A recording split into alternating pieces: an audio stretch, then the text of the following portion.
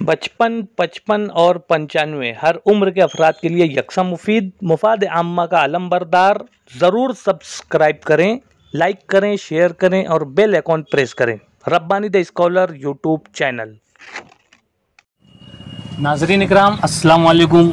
Rabbani the scholar YouTube channel पर हम आपका एक मरतबा फिर इस्तकबाल करते हैं। जैसा कि नाज़रीन आप जानते हैं कि मुसलमानों का दूसरा सबसे बड़ा त्यौहार जो है ईद उल अज़हा, जिसे ईद कुर्बा भी कहा जाता है, कुर्बानी का त्यौहार है। और यहाँ पर कुर्बानी की जाती है इखलास के साथ मुसलमानों में, और एक तरह से ज़बरदस्त त्यौहार है ये इस्लाम, मज़हब इस्लाम का। तो ऐसे इस पीरियड में जो है यकीनन खाने में और दीगर तमाम चीज़ों में जो है बेएहतियातियाँ हो जाती हैं और इमराज जो है वो बहुत तेज़ी से जो है वो बढ़ जाते हैं। इंसान जो है खाने में बेएहतियाती करता है और उसके जो मसाइल आते हैं, जैसा कि कहा जाता है कि पेट जो है वो उम्मुल इमराज है, इमराज की आमाज गाह है। यानी ऐसा मसला है कि अगर पेट दुरुस्त है तो सेहतमंद और तंदुरुस्त है, इंसान का जिस्म जो है वो तंदुरुस्त रहेगा। अगर पेट सही नहीं है, अगर उसका डाइजेशन का जो निज़ाम है वो सही नहीं है और जो हमारी हवाइज ज़रूरियाँ हैं अगर वो मुस्तकिल तरीके से नहीं हो रही हैं और कब्ज़ के मामलात हो जा रहे हैं या दीगर मामलात हो जा रहे हैं, तो आज हम जो आए हुए हैं ये हकीम इमरान बाबू हकीम साहब के पास आए हुए हैं। इससे कबल भी हमारे अपने इस प्लेटफॉर्म से हमने आपके बेहतरीन जो है नुस्खा जात जो है आवाम तक पहुंचाने की कोशिश की है और आपने एक ज़बरदस्त काढ़ा बनाया हुआ था जो कि मालेगांव का पहला काढ़ा था जो आपने तख्लीक किया था, और उससे भी लोगों ने कोरोना के पीरियड में जो उससे मुस्तफ़ीज़ हुए, उससे फ़ायदा उठाए। लेकिन आज जो है हम ख़ास तौर से आए हुए हैं कि ईद उल अज़हा के मौके पर जो खाने में बेहतियातियाँ हो जाती हैं, तो इंसान को किस तरह से अपने शब रोज़ गुजारना चाहिए, खाने में किस तरह से उसको ध्यान देना चाहिए, ये हम हकीम साहब से आज जानना चाहेंगे। हकीम साहब, हम आपका इस्तकबाल करते हैं Rabbani the scholar YouTube channel पर।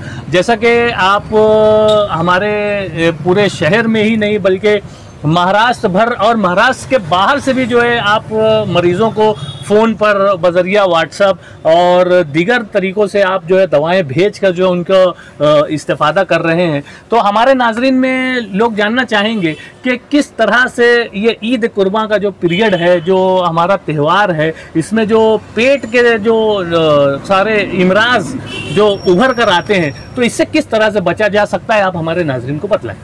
अस्सलाम वालेकुम।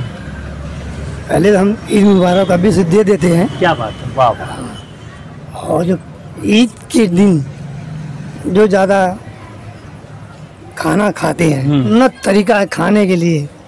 सुन्नत तरीका ये है कि पहले एक कोप पानी पिए ताकि एसिडिटी, तेजाबियत जो भी है पेशाब रस्ते उतर जाए, और उसके बाद खाना चालू करें।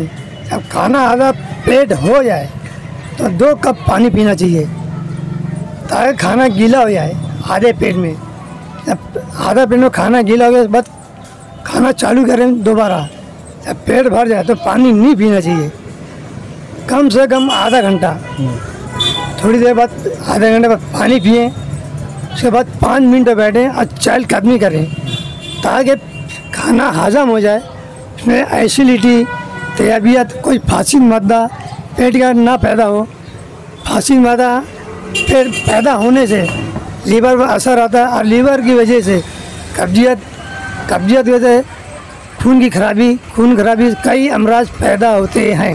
बहुत ही अच्छी बात बतलाई हकीम साहब ने, और सबसे पहले तो आपने जो है ईद की मुबारकबाद तमाम ही नाजरीन को दी है। और धर्म के लोग जो है इस चैनल से जुड़े हुए हैं, हर कोई इस चैनल को देखता है और हकीम साहब का इससे कब्ल का लिया हुआ इंटरव्यू जो है वो देखकर लोग इस्तेफादा भी कर रहे हैं। बाकायदा मुझको भी फ़ोन आ रहा है, हकीम साहब को फ़ोन आ रहा है, और एक तरह से जो है लोग अपने मसाइल को हल करने की तरफ जो है वो जुड़े हुए हैं। आज जो माहौल है हकीम साहब, जिसमें खाने में ओरिजिनलिटी नहीं है, तो इस ताल्लुक से भी आप थोड़ा सा रहनुमाई करें हमारे नाजरीन को कि कैसा खाना खाना चाहिए, कौन सी कुदरती अशिया का इस्तेमाल करना चाहिए जिससे हमारे जिस्म को ताकत तवानाई मिले और इमराज से बचे रहें। खाना हल्का खाना चाहिए, ज़्यादा पका हुआ नहीं खाना चाहिए। ज़्यादा गोश्त ज़्यादा है, और अंडा देर हजम चीज़, करेला है, मेथी की भाजी बिजाला, ये कब्जियत पैदा करता है, खून में गर्माश पैदा करता है। कब्जियत की वजह से जिगर की बीमारी और सुस्ती, अंगड़ाई, सर भारी होना, बवासीर और दमी कब्जियत से कई अमराज पैदा होते हैं। ज़्यादातर को लीवर पर हमला होता है और इस वजह से कई बीमारी पैदा होना शुरू हो जाती है। इसमें आदमी परेशान रहता है, क्या इलाज करूं क्या नहीं। कब्जियत से गर्माश बढ़ने, मनी पतली हो जाती है। मनी पतली हो जाने से कमर में दर्द, आँख में अंधेरी, चक्कर आता है, काम में जी लगता है, चिड़चिड़ापन रहता है, खाने बैठे भूख लगेंगी लेकिन खा नहीं जाएगा, और उसमें आदमी की सेक्स में कमी आ जाती है, मन रुकावट नहीं रहती है। खाने के जो तरीके हैं और जो खाने के जो तमाम चीज़ें हैं उसे किस तरह से खाना चाहिए, क्योंकि उसकी वजह से जो है बेशुमार अमराज जो है वो वकू पजीर हो जाते हैं। और पेट जो है उम्मुल अमराज बोला जाता है और अमराज की आमाजगाह कहलाया जाता है। तो पेट अगर साफ़ है हमारा तो यकीनन जो है उस पर बीमारियों पर काबू पाया जा सकता है। बहुत ही अच्छी बात बतलाई। मैं हकीम साहब आपसे ये पूछना चाहूँगा कि पेट को साफ रखने के लिए क्या करना चाहिए? पेट को साफ रखने के लिए सोने से आधा घंटा पहले गुलकंद खाएं। अच्छा। और नहीं तो हड़ का मुरब्बा खाएं या कुछ मुलैया लें। महीना 3 महीने में एक मतलब पेट साफ करने का, ताकि पेट की जो भी खराबी है, कब्जियत है, एसिडिटी है, तेजाबियत है, जलन है, फासिद मादा पास हो जाए। उसमें कोई अमराज पैदा ना हो, ना बवासीर हो, ना एसिडिटी हो, ना फतीरी हो, ना लीवर कोई असर है, ना और जोड़ी दर्द ना पैदा हो। बहुत ही बेहतरीन बात बतलाई कि हमें खाने से पहले जो है ऐसा मतलब उसका निज़ाम बैठाना चाहिए कि एसिडिटी, जलन और जो दीगर जो चीज़ें हैं वो एक तरह से वो दब जाएं, वो कम हो जाए।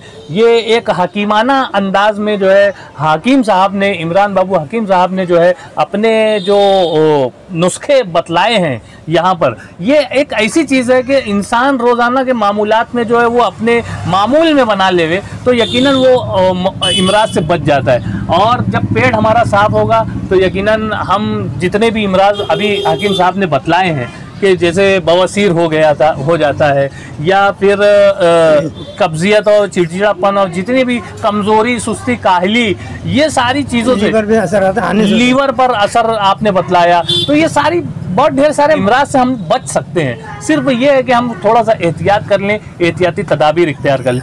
हकीम साहब, अभी जो ईद कुर्बान का पीरियड है, आने वाले 2 रोज़ में जो है हम ईद उल अज़हा का त्यौहार मनाएंगे और उसमें 3 दिन तक जो है हमारे घरों में जो है वो गोश्त के नित नए पकवान जो है वो पकाए जाते हैं। कलेजी है, खीरी है, अदला है, और उसमें इतना मतलब टेस्ट और दूसरी चीज़ों को मिला के चटनी है, इमली की चटनी है, टमाटर सॉस है और दीगर सारी चीज़ों से जो है वो पेट जो है ना वो खाते चला जाता है, यानी वो मजीद और हल मिन मजीद की रट लगा लेता है पेट। तो इसे किस तरह से हम रोक सकते हैं? लिए आप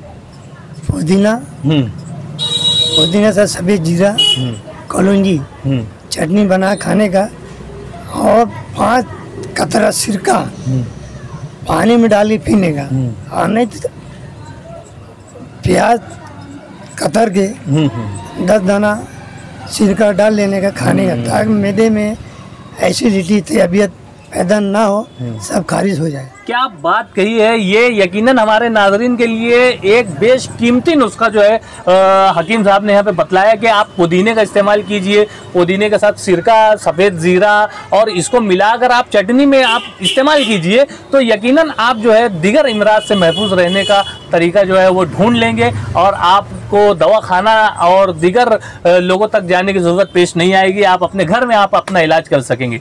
हकीम साहब, बहुत ज़्यादा तादाद में लोग ऐसे मौके पर जो है खट्टा खाते हैं, इमली है और दीगर जो खट्टी चीज़ें हैं उससे टेस्ट पैदा करने के लिए, तो इससे जो टॉन्सिल उभार देता है या और भी दीगर इमराज होते हैं, तो इसके ताल्लुक से आप क्या बतलाएंगे? जो खट्टा खाते हैं इसके ऊपर पानी ना पिए, अच्छा। ठंडा पानी ना पिए, थोड़ा 5-10 मिनट बाद पिए। अच्छा। और खट्टा खाने से जो एसिडिटी, तबियत रहती है वो पैदा नहीं हो पाती ज़्यादा, वो रुक जाती है। और रुकने के बाद थोड़ा खाना जल्दी हजम हो जाता है। और ज़्यादा टमाटर खाने से पथरी पैदा होने का डर रहता है। अच्छा, इससे भी फर्क कर जाता है। ये बहुत ही अच्छी बात बतलाई कि ऐसे मौके पर बच्चे जो हैं वो टमाटर सॉस जो है वो जितना लगाना चाहिए उससे ज़्यादा लगा खाते हैं, तो एक तरह से टमाटर से जो है वो पथरी होने का खदशा भी होता है, ऐसा हकीम साहब ने यहाँ पे खदशा जाहिर किया है। तो बहरहाल हमें चाहिए कि हम एहतियाती तदाबीर को ज़रूर इख्तियार करें और अपने त्यौहार को अच्छे एहसन तरीके से इस्लामी तर्ज से मनाएं। और इस्लाम ने जो खाने पीने का, जो दस्तरखान का जो तरीका बतलाया है, हमारे नबी हज़रत मोहम्मद मुस्तफ़ा सल्लल्लाहु अलैहि वसल्लम ने जो खाने का तरीका बतलाया है कि आप इस तरह से खाइए, इस वक्त पानी लीजिए, इतना ही खाइए ताकि पेट में जो है कुछ हिस्सा पानी का रहे, कुछ हिस्सा ग़िज़ा का रहे और कुछ हिस्सा खाली भी रहे। तो इस तरह से आप अगर ज़िंदगी गुजारते हैं तो आप यकीनन जो है इमराज से बचे रहेंगे और आपको दवाखानों का चक्कर नहीं करना पड़ेगा और आप सेहतमंद रहेंगे, तंदुरुस्त तवाना रहेंगे। हकीम साहब, एक आखिरी सवाल मैं आपसे ये करना चाहूँगा कि एक सेहतमंद जिस्म के लिए और तंदुरुस्ती के लिए हमें किस तरह से रोज़ाना का मामूल करना चाहिए? नाश्ते का मामूल, दोपहर ज़ोहराने का मामूल और रात में इशाइये का मामूल क्या होना चाहिए, वो भी हमारे नाज़रीन को बताएं। हल्का नाश्ता ये रहता है, चाहे दूध लें, सादी रोटी लें, हल्की ही लेना, ताकि रात भर जो पेट खाली रहता है, अचानक पेट भर के खाना देर हजम खाना कब्जियत पैदा करता है, तो हल्की ग़िज़ा लेना चाहिए ताकि खाना हजम हो जाए। और दोपहर में खा के सोना नहीं चाहिए, 5-10 मिनट इत्मीनान रखना चाहिए, तो वजह लेट जाना चाहिए, सब कब्जियत ना हो, एसिडिटी तबियत पैदा ना हो और पेट में कोई अमराज पैदा ना हो, लीवर के ऊपर कोई असर ना है। मैं ये जानना चाहूँगा कि अभी इस त्यौहार के पीरियड में आपका ये जो क्लिनिक है, आपका जो ये दवाखाना है, आपकी जो हकीम की ये जो एक छोटी सी दुकान है लेकिन बहुत कारआमद दुकान है, तो इसका क्या मामूल रहेगा? क्या ये बंद रहेगी या खुली रहेगी? अभी त्यौहार पे शाम में मगरिब बाद से खुली रहेगी 10 बजे तक। अच्छा। और ऐसा हमारा जो उसूल है, जुम्मा मंगल हम खुलते नहीं है, 6 बजे खुलते हैं शाम में, बाकी सुबह 12:15 से 1। और ऐसा कोई पेशेंट आ जाता है बैठ के, हमको यहाँ आना पड़ता, हम उसके लिए हाजिर हो जाते हैं। अच्छा। तो उनका हक हम उनका अदा करते हैं। बात कही है हकीम साहब ने कि मरीजों के लिए अगर बैरूनी मरीज हैं तो बहुत से मरीज़ जो है वो पूरे महाराष्ट्र से आप तक पहुंच रहे हैं। हमारे इस चैनल के ज़रिए से जिस तरह से आपकी तशहीर हो रही है तो यकीनन लोगों को फ़ायदा पहुंच रहा है और लोग दूर दूर से आ रहे हैं।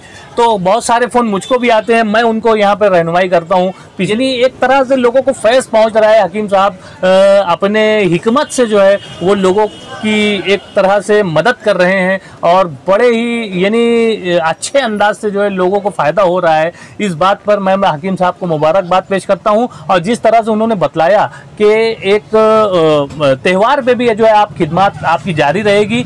मैं चाहूँगा कि आप जो है अपना मोबाइल नंबर सलमान उसका भी मोबाइल नंबर बतला दें ताकि जो बैरूनी मरीज़ हैं वो आपसे बजरिया फ़ोन जो है वो रब्ता करके जो है वो आपसे मसाइल अपने दरियाफ्त कर सकें। मेरा मोबाइल नंबर 9422 484649। अच्छा।